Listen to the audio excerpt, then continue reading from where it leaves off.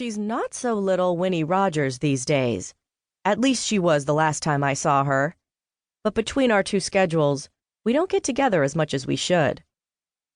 Wasn't she having marriage problems a while back? Did they get that worked out? I don't think so.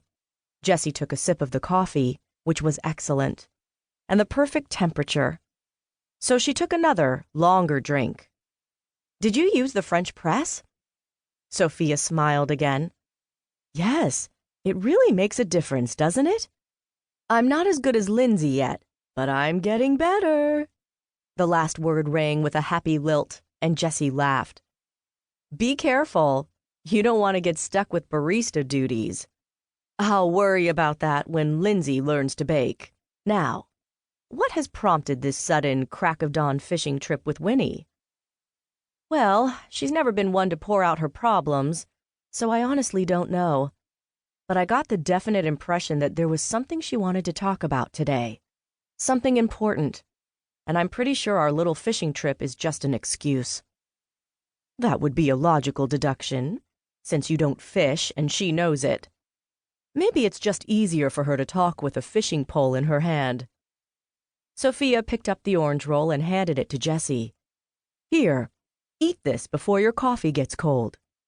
Dutifully, Jesse took a bite and then got completely sidetracked, as the orange glaze combined with the delicate yeast roll to melt in her mouth. Chasing it with a gulp of the dark, rich coffee, she took another bite that released a second, unbelievable burst of flavor. The recipe was one passed down from her grandmother and perfected by her mother.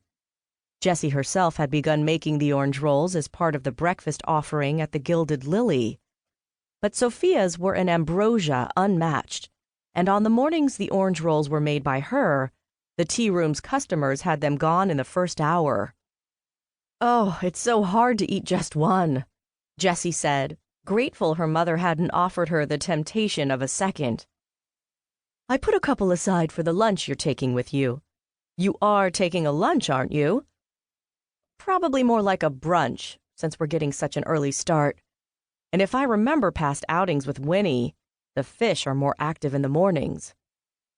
Your father was a fisherman, Sophia said, and I never understood why anyone enjoyed sitting in a boat, tossing a line at something that only paid attention when it was dark, wet, or cold.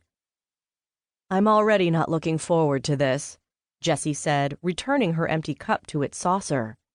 And you're not helping much. You're a good friend, dear.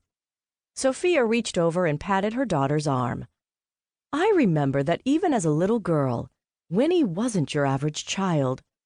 She always seemed a little more awkward and a little more serious than the other children. I used to worry about her and hoped that she would become more comfortable with herself as she grew older. Then I worried that it was shallow of me to think about things like that, because she always seemed perfectly happy, just as she was. Is she? Sophia looked at her daughter with concern in her eyes. Happy, I mean. I don't honestly know, Jessie said. She sounded as if something were worrying her, but didn't want to talk about it until she saw me in person. And you're right. She does seem to open up more with a fishing pole in her hands. Do you know where the two of you are going? Jessie shook her head. Not a clue. She seems to like remote spots with no one else around. But that means we won't be interrupted. And once she starts talking, we should have a nice long heart-to-heart, followed by brunch, which will leave my afternoon free for a trip with Connie out to assess the inventory at the Geller estate sale. You have a busy day ahead of you, dear. Sophia opened the lid on a porcelain baking dish and extended it to Jessie. Have another orange roll. After making quick work of a second roll, Jessie left the veranda with her mother.